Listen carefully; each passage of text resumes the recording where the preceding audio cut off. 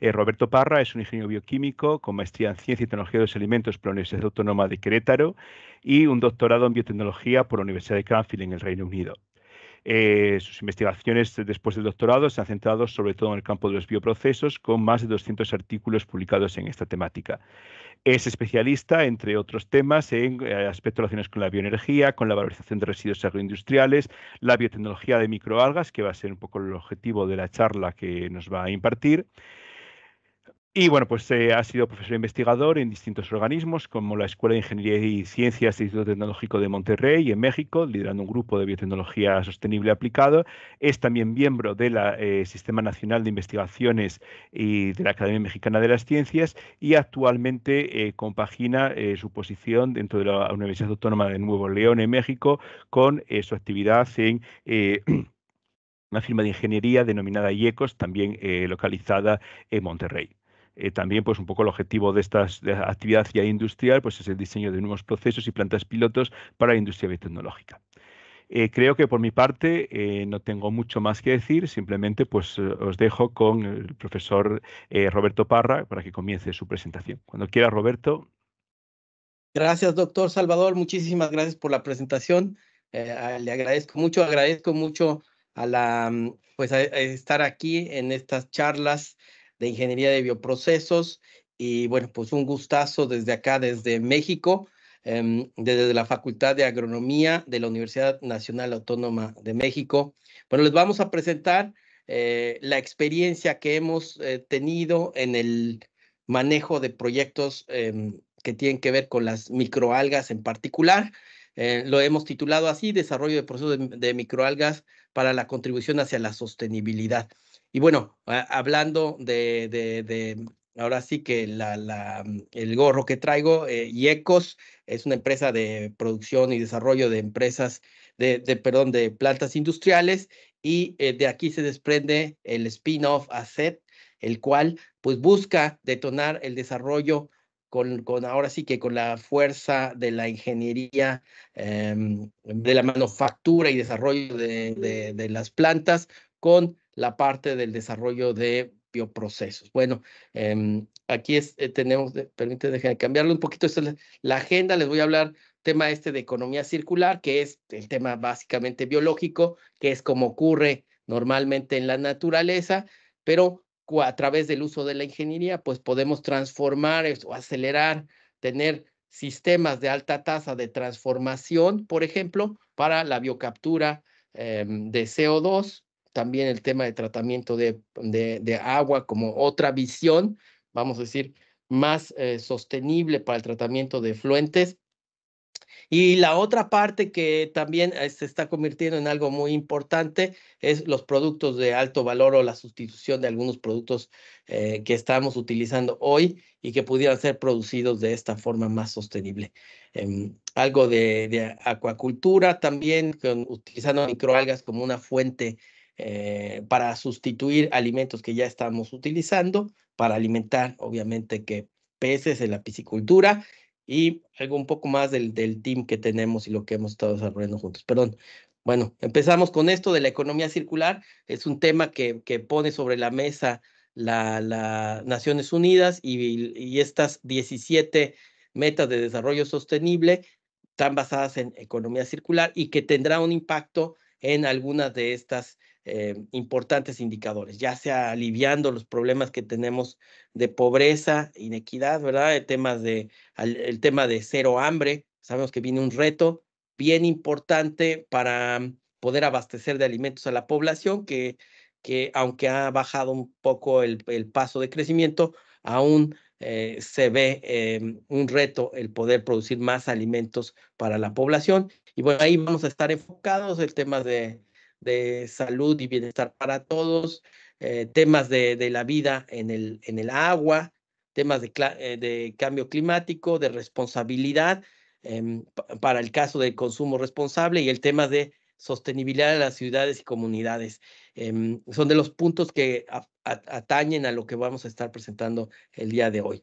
Bueno, en el tema, este es básicamente esta slide, quiero representar las áreas, que una es la parte de las emisiones a la atmósfera de CO2, el tema del tratamiento de agua y el tema de productos de valor, utilizando biomasa de microalgas que vamos a utilizar sustratos de los efluentes de las industrias o de efluentes del agua también de la industria para generar productos. Bueno, enfocándonos primero en tema de captura de CO2, pues esto es algo que sucede en la naturaleza. Vemos los balances y los ciclos que ocurren del ciclo del carbono, también el ciclo del agua, que básicamente las empresas, la actividad humana, pues genera CO2, mucho es combustión y el producto final será CO2.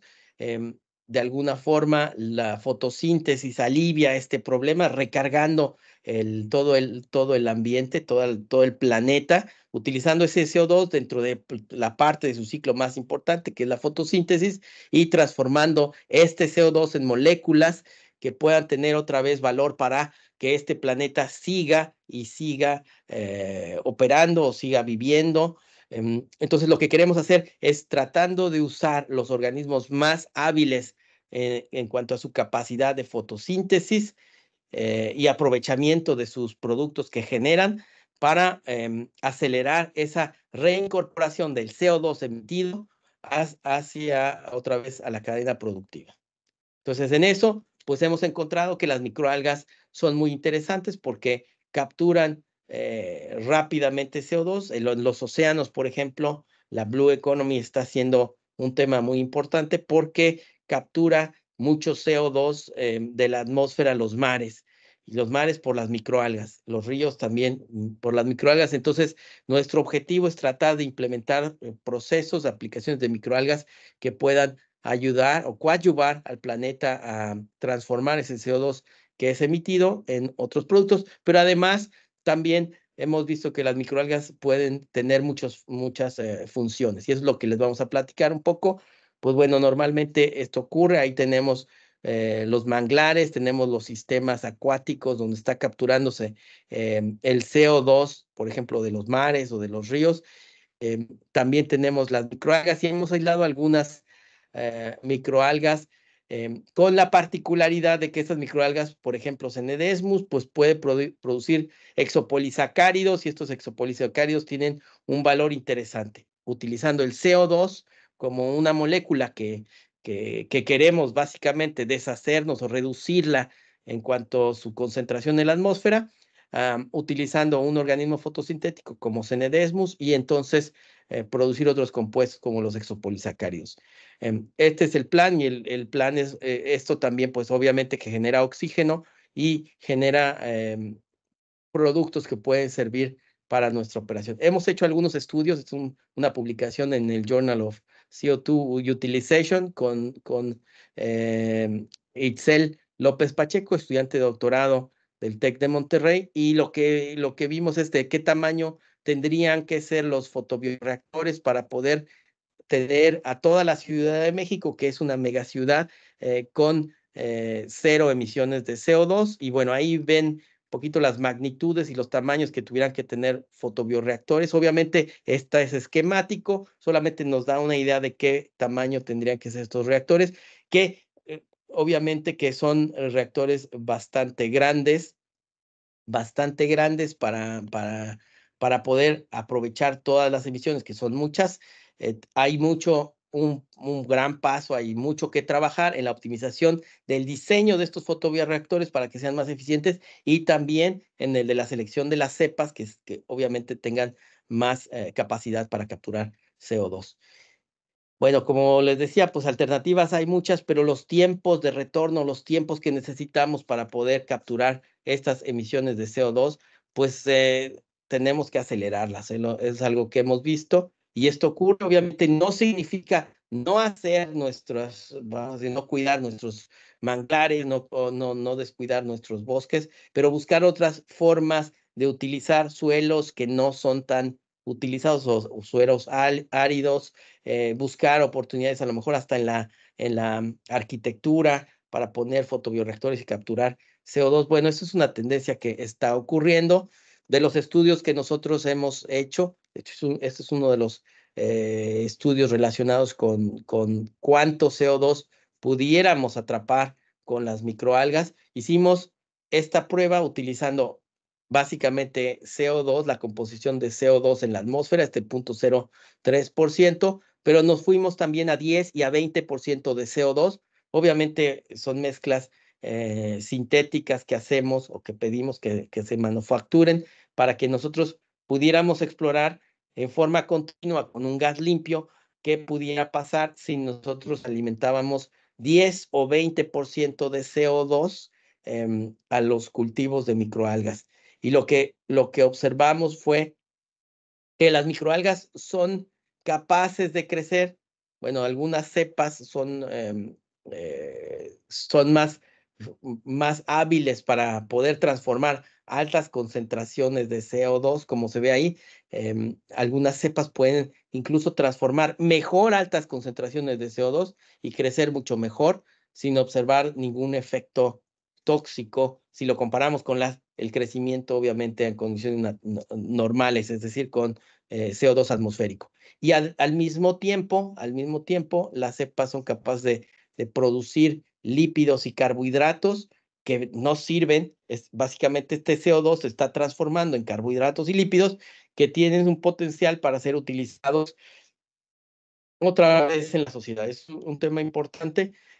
Particularmente los lípidos son muy importantes, ¿verdad? Por el tema de que estos microorganismos producen muchos lípidos, vamos a decir, poliinsaturados que pueden sustituir a omega 3, por ejemplo, que es otro de los temas importantes para la producción. Esto es decir, abona en esa dirección, en la dirección de producciones más sostenibles, y estamos partiendo, como lo ven ahí en el sistema esquemático que pusimos ahí, Cenedesmus con 10 o 20% de CO2, logramos obtener buen crecimiento, crecen más que la cepa en condiciones de CO2 atmosférico, y además pues tienen las particularidades de que producen estas moléculas extra. Y nos planteamos también aquí mismo, y si ponemos estas cepas ahora en un medio, no un LG11, como sería el comercial, sino ponemos un medio basado en agua residual, lo que observamos fue algo muy interesante, es que también son capaces de crecer nuestras cepas a altas concentraciones de CO2 y en medios, vamos a decir, mezclados con agua residual, y lograr rendimientos considerables. Por lo tanto, es una prueba de concepto que nos sirvió para seguir explorando. Entonces, como conclusiones de los primeros trabajos que encontramos fue relacionados con el Cenedesmus, es que el medio LG11 con agua residual funciona. Entonces, podemos reducir los costos, vamos a decir, darle tratabilidad al agua residual. Tenemos también altos rendimientos de secuestro de CO2, con 10 o con el 20% que vimos, se logran tasas de consumo, rendimientos de 446 miligramos de CO2 por litro por día. Aún tenemos que optimizarlo, obviamente que estamos explorando otras alternativas, y pues básicamente otro de los puntos que también lo estuvimos monitoreando durante el estudio fue el consumo del nitrógeno y el fósforo, que ahora son muy importantes en la regulación. En México acaba de entrar esta regulación en que el nitrógeno y el fósforo deben de ser reducidos, y lo que observamos es que se reduce el fósforo total y el nitrógeno entre 42% para el nitrógeno y 97% para el fósforo. Entonces, al mismo tiempo, también mejora la calidad del efluente de acuerdo a las normas. Y algunas de las publicaciones que hemos hecho pues, relacionadas con las microalgas con las que hemos estado trabajando en experimentos buscando transformar ese CO2 en algo que tenga valor. Bueno, esto es por la parte de las emisiones de CO2, que espero haya sido interesante esa perspectiva que tenemos. Y por otro lado, tenemos el tema de tratamiento de agua. El tratamiento de agua ha sido también otro tema importante por la parte de consume una gran cantidad de energía eléctrica, por ejemplo, los lodos activados por el aireador que requiere mucho consumo de potencia, mucha energía, y esto a la larga también se transforma en muchas emisiones de CO2. Entonces, buscando alternativas, ¿no? Y bueno, otra de las cosas que inmediatamente salieron y que lo publicamos en Science of the Total Environment, también con Itzel, pues es de los contaminantes emergentes que están bioacumulándose, que están saliendo, y queríamos ver si estos contaminantes antropogénicos pudieran ser tratados con microalgas.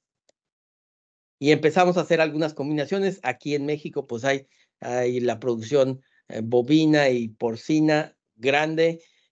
Mezclamos aguas residuales de ambos granjas, básicamente, con microalgas para darle un tratamiento, y los resultados son interesantes. El mismo experimento, lo que hicimos es agregar un poco de nonilfenol para ver qué pasaría si en esas aguas residuales trajéramos contaminantes emergentes, que hoy son una preocupación muy grande a nivel mundial. Bueno, pues nonilfenol es uno de ellos, lo agregamos porque tiene efectos en la salud y se bioacumula.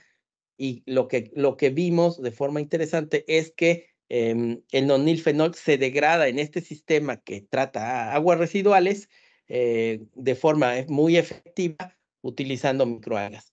¿Sí? Utilizamos clorela, principalmente muy fuerte, muy sólida para tratar efluentes con muchas bacterias, porque aquí, recuerde que hay muchas bacterias, y los resultados fueron muy interesantes. Isoclorosis galvana también la evaluamos, pero clorela resultó ser muy interesante. Aquí tenemos algunos efectos que tenía la transformación de clorela vulgaris y Arthrospira máxima, que es espirulina, y su crecimiento con el control. No sé si se pueda distinguir, hay demasiadas líneas, una disculpa. La línea verde oscura que está prácticamente horizontal sería el control, pero vemos cómo clorela utiliza el contaminante emergente como fuente de carbono, podemos suponer, y tiene un crecimiento mucho más grande que el control. Otras se vieron afectadas en un principio, obviamente tienen que pasar un tiempo de adaptación, aclimatación, y después empieza el crecimiento, pero en el caso de clorela, como lo mencionaba, inmediatamente se fue a crecimiento. Y lo mismo lo observamos, ahí el control se ve, pues, pues no hay concentración, no hay esa fase que les comento de adaptación. El caso de 9.25 miligramos por litro del contaminante emergente 4-nonilfenol, pues tiene un efecto, vamos a decir, tóxico, cae y después se recupera. Pero hacia los últimos, tiempos de fermentación, tiempos de transformación, con clorela vulgaris, pues ven un crecimiento de la barra roja, que es el sistema con 9.29 miligramos por litro, que supera más de 2 veces el crecimiento que el control, utilizando un contaminante emergente como parte del medio. No es que lo agreguemos como parte del medio, obviamente, pero sabemos que en los efluentes reales esto no lo vamos a encontrar, y que el tener un tratamiento para contaminantes emergentes basado en microalgas se ve muy interesante, además de que en operaciones pues va a estar siempre dándole tratabilidad al agua, ¿verdad? Va a estar reduciendo el DQO, reduciendo la cantidad de nitrógeno y fósforo, etcétera. Bueno, aquí está en resumen cómo se veían las gráficas, y se ve cómo se consume el nonilfenol en los diferentes medios, y la concentración de la biomasa y en el medio. Es decir, está desapareciendo realmente el nonilfenol, está siendo biotransformado. Todavía no sabemos hacia dónde, pero vemos que sí está siendo transformado. Entonces, de este trabajo, pues en conclusión tenemos que sí se puede biotransformar el 4-nonilfenol con clorela vulgaris principalmente. También tiene una cierta resistencia a Arthrospira máxima. Eventualmente empieza a superar el efecto tóxico, pero bueno, seleccionar una cepa sería interesante, seleccionar clorela. Obviamente habrá que analizar todas las posibles implicaciones, pero se ve muy positiva la clorela vulgaris, ¿no? Y bueno, pues la degradación del 98% de este contaminante. Es muy interesante para continuar con el desarrollo hacia otras aplicaciones y combinación con bacterias, ¿verdad? Es algo que hemos hecho. Obviamente agradecemos en este caso el financiamiento de CSIC para esta colaboración y este desarrollo que estuvimos trabajando con INDEA Agua, con el grupo del doctor Damián Barceló, donde pues estuvimos explorando este tipo de contaminantes. Pues seguimos con el tema porcino. Como digo, es uno de los áreas importantes. No es tan grande como la producción en China, obviamente, pero pues es muy importante en México y consume mucha agua y tiene una área de oportunidad que hay que considerar. Utilizamos utilizamos la clorela nuevamente, algunas otras cepas, pero vemos con un gran potencial la clorela en comparación con neocloris o spirulina, como lo hemos platicado. También consorcios de microalgas se ven con gran potencial. Hay que ir adaptándolos, ¿verdad? Para que tengan la capacidad de tratar este tipo de efluentes de agua residual porcina con microalgas y generar compuestos de valor a partir de estos productos o subproductos de la industria. Bueno, algo que viendo ventajas y desventajas de esta remoción de contaminantes utilizando las microalgas, como ya lo hemos mencionado, el tema de reducción del nitrógeno, del fósforo. Bueno, finalmente es aquí en este tratamiento, después del tratamiento secundario, donde lo hemos estado utilizando y donde creemos que debe de ir, ¿no? Hay una remoción de CO2, de nitrógeno y fósforo, y además se generan algunos productos de valor, ¿verdad? Se podría usar en energía, pero también se puede usar en otras cosas, ¿no? El consumo de energía no es tan alto, pero sí hay que considerar el gasto de energía. Bueno, remoción de fósforo y nitrógeno, otra vez es una alternativa para el Anamox que se utiliza para remoción de estos, utilizando microalgas de una manera más sencilla, con una tecnología más verde, ¿verdad? Eso sería lo que yo pudiera decir de utilizar microalgas para el tratamiento. Este es otro trabajo también que desarrollamos. En este caso, se trata de el nejayote, que el nejayote, se lo preguntarán a lo mejor muchos, el nejayote es el proceso de los granos de maíz para hacer la tortilla que se hace en México. La tortilla en México se usa este proceso de nixtamalización y el agua residual de ese proceso se llama nejayote. Básicamente, ¿qué trae? Trae mucho pericarpio, trae un pH muy alto, se usa hidróxido de calcio para la cocción y por lo tanto sale muy básico, difícil de tratar. Esto ha sido un problema y además, pues la producción en México de tortilla es muy alto, por lo tanto hay muchos efluentes de chayote en el país. Entonces lo que quisimos hacer es tratar de abordar esta problemática junto con el tema de la producción porcina y los hicimos en tratamientos junto con clorela y artrospira máxima, espirulina, y básicamente preparamos diferentes medios con estas combinaciones y estuvimos explorando la biomasa que salía, obviamente la demanda química de oxígeno, el nitrógeno y el fósforo en el agua residual. Y bueno, los resultados fueron muy interesantes también. Estas son las gráficas de clorela y artrospira. Y lo que vimos otra vez, artrospira es una microalga muy interesante, pero que creo que sufre cuando trae una competencia grande con bacterias, porque son microalgas más complejas, o sea, bacterias más complejas que requieren estructuras o tienen estructuras más sensibles, mientras clorela es más sólida, más fuerte, más resistente. Y lo que vimos esto es en diferentes composiciones de medios con diferente concentración de agua residual y en ciertas concentraciones 5 al 20% de agua residual, pues cuando vemos que tenemos una concentración poco más baja de agua residual mezclada, como vemos en los puntos rojos del tratamiento 1, pues la clorela crece sin ningún problema, como si estuviera en ausencia de bacterias. Otro el caso de Atrospira, que vemos que hay una curva grande pues básicamente de decaimiento de la microalga por el ataque de las bacterias, hasta que se establece y logra, quizá las bacterias se encuentran en una situación de baja concentración de alimento, y entonces la microalga, con su capacidad de fotosíntesis, conquista el reactor y vemos ese crecimiento. Bueno, esto es algo interesante porque también tiene un efecto, vamos a decir, ese efecto de antimicrobiano. Las microalgas acaban con las bacterias que hacen daño y pues conquistan el sistema. Entonces también tiene un efecto desinfectante de alguna forma, aunque no es así, pero es un como control biológico de alguna forma de esta competencia entre microalgas y bacterias. Y bueno, igual que antes, pues tenemos los tratamientos y concentraciones de varias cosas, ¿no?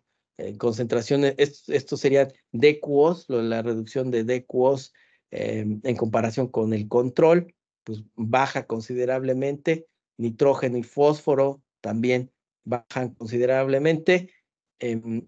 Y aquí está el DQO. DQO también comparado con el control, pues tenemos una caída importante. Bueno, en la línea verde, explicando, la línea verde es el día cero, y conforme avanza el tiempo, pues la concentración de DQO cae, lo cual pues se hace interesante pensar en sistemas de tratamiento de agua utilizando microalgas e ir sustituyendo los activados por microalgas. Bueno, algunas constantes de operación, esto es lo que teníamos o tuvimos de resultados, combinando el nejayote con el agua residual y el agua residual porcina, el crecimiento de la demanda química de oxígeno, el fósforo total, nitrógeno total, y es lo que vimos en el experimento. Bueno, pues es interesante porque estas microalgas tienen ese potencial para aplicarse en sistemas de tratamiento acoplados al tratamiento de agua residual porcina y de nejayote. A lo mejor en otras regiones obviamente será otro tipo de problemática que se pudiera desarrollar. También pues da muy buenos resultados la microalga, la microalga vulgaris por su, vamos a decir, resistencia contra las bacterias, y bueno, pues se logró reducir estos rangos de DQO a niveles aceptados por la norma, ¿sí? Bueno, también colaboración también con INDEA Agua y CSIC. Obviamente tenemos una colaboración muy fuerte con España, ¿verdad?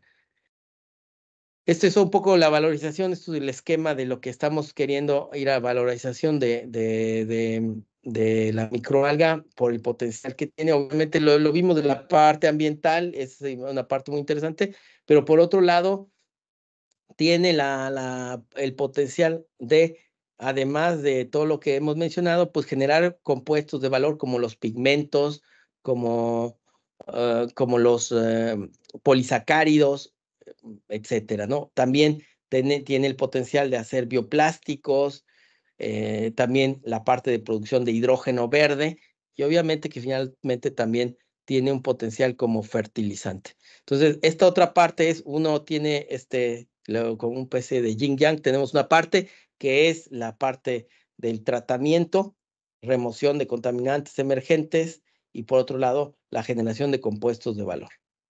Y bueno, ahí vamos en esta parte, pues el caso de la sustitución de los plásticos por compuestos que no sean de plástico, es una meta que ya se tiene y se está buscando sustitutos.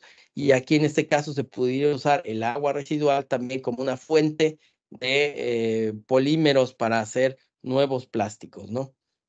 Es un trabajo de la doctora Elda Melchor, en el que está buscando justamente eso, y de hecho se está buscando comenzar a agregar ciertos aditivos, ¿no? Hidroxialcanoatos que pueden ser una alternativa para sustituir una alternativa biodegradable. No queremos que dure tanto los plásticos, entonces esto puede ser interesante. Las otras dos pues se han explorado más para biogás y se han explorado también la esterificación, para biodiesel. Pero en este caso queremos la bioacumulación de estos compuestos a partir de clorela. Muy interesante, porque también otro de los temas que estamos viendo es que la combinación de microalgas y agentes de biocontrol como auxina, como hormonas de crecimiento vegetal, que las tiene, puede ser otra alternativa también para la agricultura. Entonces, no solo un biofertilizante, sino un compuesto que estimula el crecimiento de las plantas. Y bueno, también se ha probado, las microalgas pueden funcionar en ambos en sistemas autotróficos, usando solo la luz solar y moléculas inorgánicas, o también pueden trabajar con moléculas orgánicas. Básicamente, aquí lo que queríamos ver y que comprueba era una molécula con más alto grado de energía, pues le va a dar más potencial para generar más moléculas, y esto es para producción de PHA. Los resultados en diferentes medios, como vemos, pues este es un diseño de experimentos que se hizo con glucosa, nitrógeno, fósforo y hierro, y cuáles son los principales factores. La interacción del fósforo y el hierro tuvo un efecto importante, como el fósforo y la glucosa, muy importantes, ¿verdad? Seguido por la interacción de glucosa-nitrógeno y hierro solamente, y al último nitrógeno, ¿verdad? Esto es como lo vimos, interesante para la producción de los polihidroxialcanatos, que vemos que será algo que va a ocurrir. Bueno, esto es a 2 concentraciones altas y bajas de nitrógeno, siempre buscando la relación carbono-nitrógeno que más favorezca. Bueno, también vimos este tema de la producción de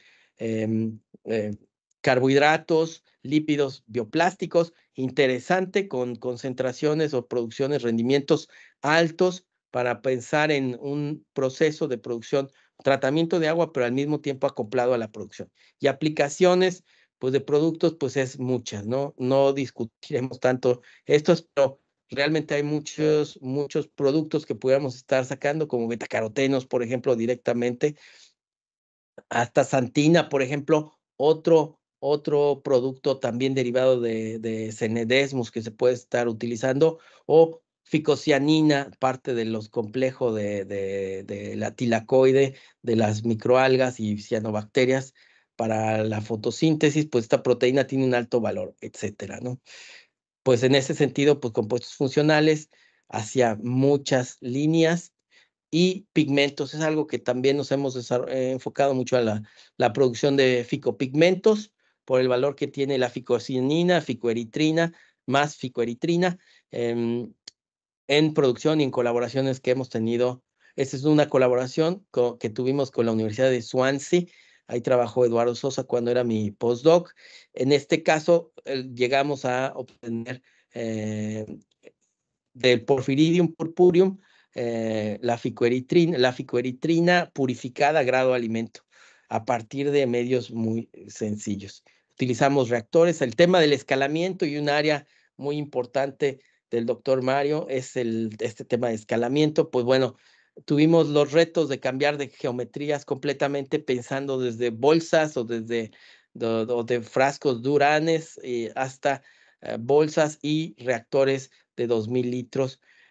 Lo que sí vimos, la tendencia es clara, y la relación de producción sí se mantiene, lo cual pues nos dio mucho gusto. En caso de reactores de 400 litros, siguen patrones similares a lo que seguían en las bolsas de 80 litros y en garrafones de 16 litros. Aquí se ve, pero de forma resumida, estudio de todos los lípidos con un potencial de utilizarlos comercialmente grande. Y bueno, fue exitoso este proceso, y estamos buscando justamente hacer un startup de esta empresa, de la relación que tuvimos con, financiado por Innovate UK, INECOL, CONACYT, Alteso y la Universidad de Swansea y Membranology. algunos de los artículos que hemos hecho platicando de acuaponia. Es un área interesante también que podemos acoplar. Bueno, aquí está el concepto muy básico, básicamente los nutrientes que fluyen de la agricultura van a dar a la piscicultura y estos regresan. Obviamente hay un tratamiento y ahí estamos incorporando microalgas y bacterias, un poco en esta parte en donde dice el biofiltro y usando tecnología como es parte o el fundamento de la empresa Yecos, donde me encuentro ahora trabajando, ¿no? Buscando desarrollar estos procesos, tecnificarlos y escalarlos comercialmente. Bueno, ese es otro de los proyectos que hemos estado trabajando, justamente utilizar las microalgas como una fuente de alimentos. Y este es un poco el sistema que tenemos de buscar transferir la tecnología desde los laboratorios hasta el área comercial. Obviamente que ahora con todo lo de la inteligencia artificial hemos acoplado estas tecnologías de inteligencia artificial, en este caso para optimizar la captura de CO2 en bioreactores usando redes neuronales, inteligencia artificial. Y bueno, esto es un prototipo que lo agrego aquí, ahí está el CEO de ACET, el ingeniero Joaquín Aca, ahí está su correo, pues está diseñando a través de la experiencia que tenemos en microalgas, pues reactores que puedan ser escalados o puedan ser comercializados ya en la industria. Y hemos desarrollado varios y se han implementado en empresas. Y la idea es de desarrollar estas tecnologías al alcance de las empresas para tener un programa de reducción de emisiones directas de CO2 de sus sistemas. Es otro sistema. Y también hemos desarrollado otros de tratamiento de agua. Estos son los renders. No puedo pasar las fotos, pero para que se den una idea de lo que hemos estado desarrollando comercialmente actualmente y el equipo del ingeniero Joaquín Aca, que está liderando, el ingeniero Isidoro Guajardo, el ingeniero Luis Fernando y la ingeniera Nikita Solís, que trabajan en estos proyectos nuevos de ACET, en esta nueva compañía spin-off. Y cualquier cosa, bueno, pues ahí están mis datos de contacto, cualquier pregunta o duda pues encantado de escucharlos y encantado de colaborar desde la parte de la empresa Yecos o ACET, también en la Universidad Autónoma de Nuevo León. Pues bueno, eso es lo que les traje, espero que les haya sido de interés y bueno, abierto a las preguntas y encantado de escucharlos. Vale. Muchas gracias, Roberto Parra, por tu charla, que ha sido pues muy buena. Vamos, habéis dejado pues una buena impresión de las cosas que hacéis con el campo este de las algas. Bueno, pues ahora sería cuestión de empezar con el turno de preguntas. Bueno, vamos a empezar con las que se están planteando en el chat. Y bueno, Manuel Renderos de la Vega pues pregunta: ¿el uso de microalgas para el tratamiento de aguas residuales de gen ganadero? Eh, ¿Hay alguna idea de qué valores de DQO pueden soportar las microalgas? ¿Qué reducción de la DQO se puede? Pues estamos hablando de que si queremos que use el CO2, el carbono y el CO2 como carbono, ¿esto redunda en que hay una reducción de DQO del agua residual o no? ¿Qué nos puedes comentar un poco de este tema? Sí, bueno, el tema del CO2 tiene que ver con la conversión de básicamente fotosíntesis, luz, nutrientes, y los nutrientes, en este caso, bueno, serán parte de los nutrientes que están considerados en el DQO. Entonces hay una conexión directa con eso. Lo que nosotros vimos en los estudios que estábamos presentando es que el CO2 que puede alcanzar una caldera o una chimenea que está en ese rango del 10, pues las microalgas son capaces de crecer de forma muy eficiente. Y si en el medio, en lugar de ponerle medio comercial, le ponemos un medio con agua residual, lo que observamos es que si la microalga tiene que tomar los recursos que se encuentran disponibles, que serán parte del DQO que estamos midiendo, y entonces esa sería la conexión. Entonces, la respuesta es sí, sí está conectado. Los rendimientos cambian, los rendimientos que hemos tenido están alrededor del 10 o 15% del CO2 directamente medido de la chimenea. Tenemos un camino que recorrer, pero bueno, ya hay una base sólida, científica, probada en todos los artículos publicados, que el sistema funciona y que puede ser capaz de ser o de coadyuvar en la reducción de emisiones de CO2 directo de las chimeneas. ¿Y No sé qué si carga? me faltó. Y en estos casos, ¿qué cargas de materia orgánica son admisibles? Porque yo entiendo que si tenemos un agua residual con mucha DQO, habrá una competencia entre los heterótrofos que no consumen CO2 y usan el carbono de esa materia orgánica y las algas. Entonces, ¿hay algún tipo de valor límite o qué nos puedes decir de ese Sí, tema?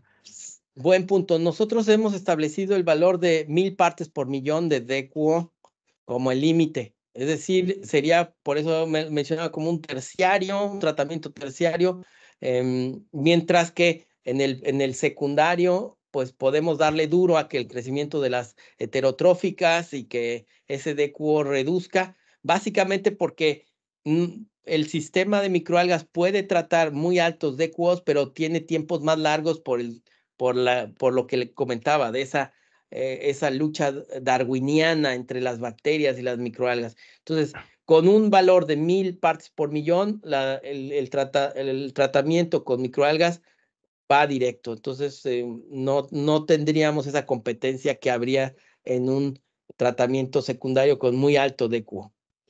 Vale, vale. Y otra cuestión, cambiamos totalmente tercio, la plantea Jorge Delgado desde Ecuador.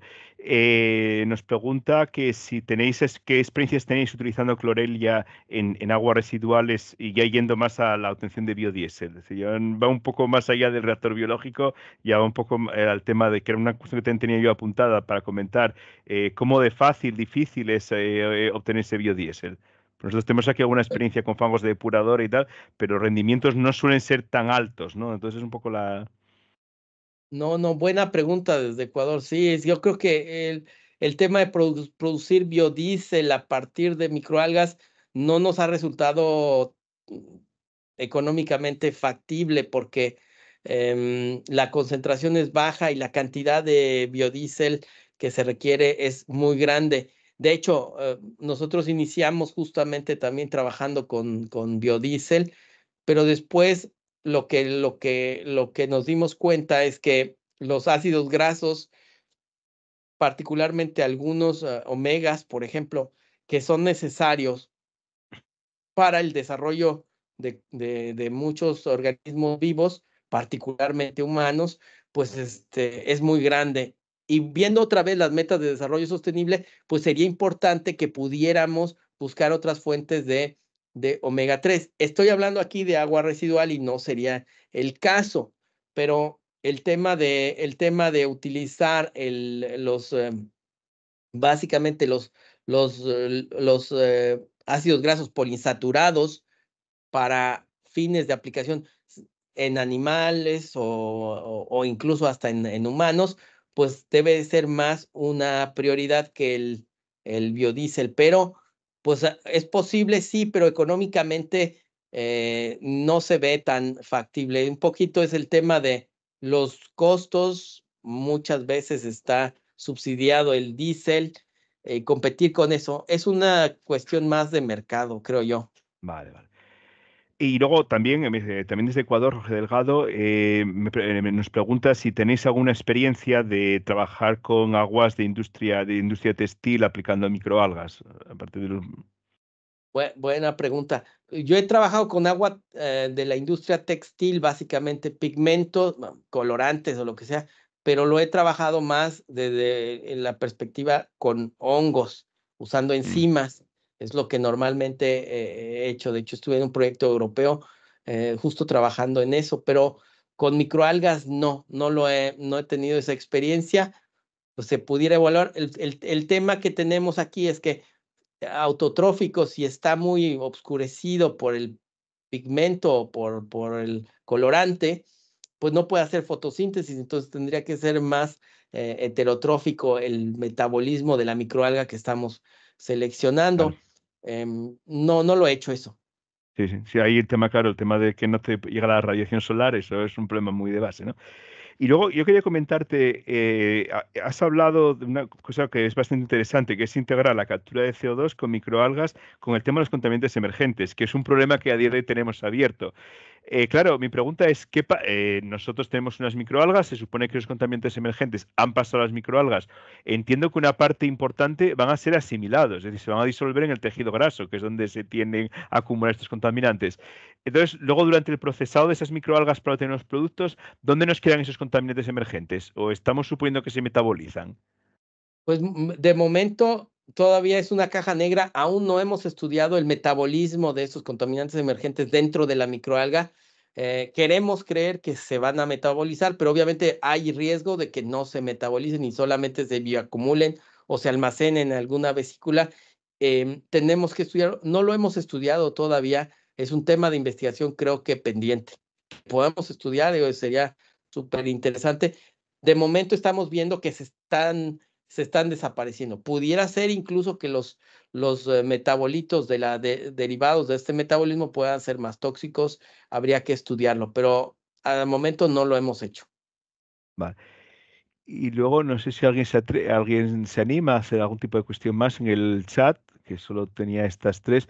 Bueno, mientras tanto te planteo yo alguna cuestión también curiosa que me ha quedado en la presentación.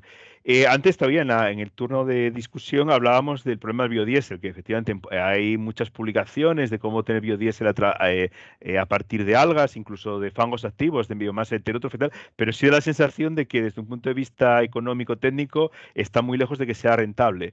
Yo quería preguntarte, estos pigmentos, el tema, por ejemplo, de usar estos FAMES, estos ácidos grasos, pero los insaturados y tal, que pueden tener cierto valor, económicamente, ¿hay estudios de esto, de la viabilidad o no? ¿En qué estado está?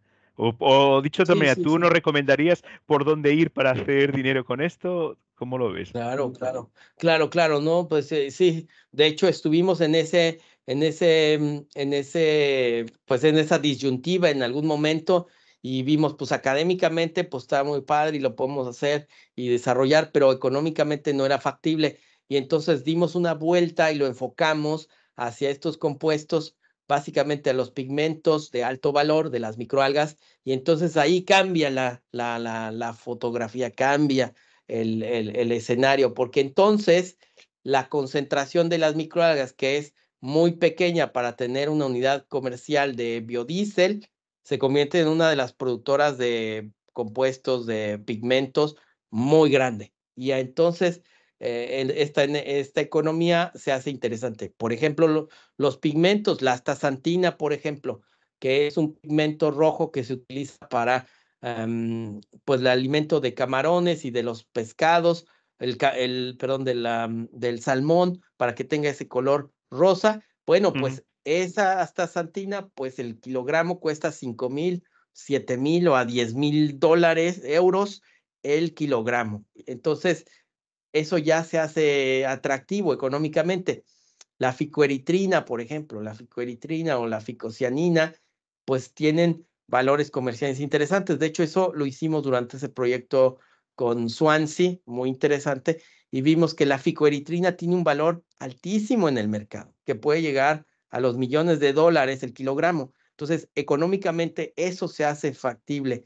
Es decir, creo yo que es bueno que nosotros veamos como científicos, investigadores, cuál es el camino que puede llegar a algo que sea factible. Y tiene que ver con el valor de la molécula y el proceso que lleva el extraer, todo el upstreaming, el downstreaming del proceso para saber esa factibilidad. Sí los hay.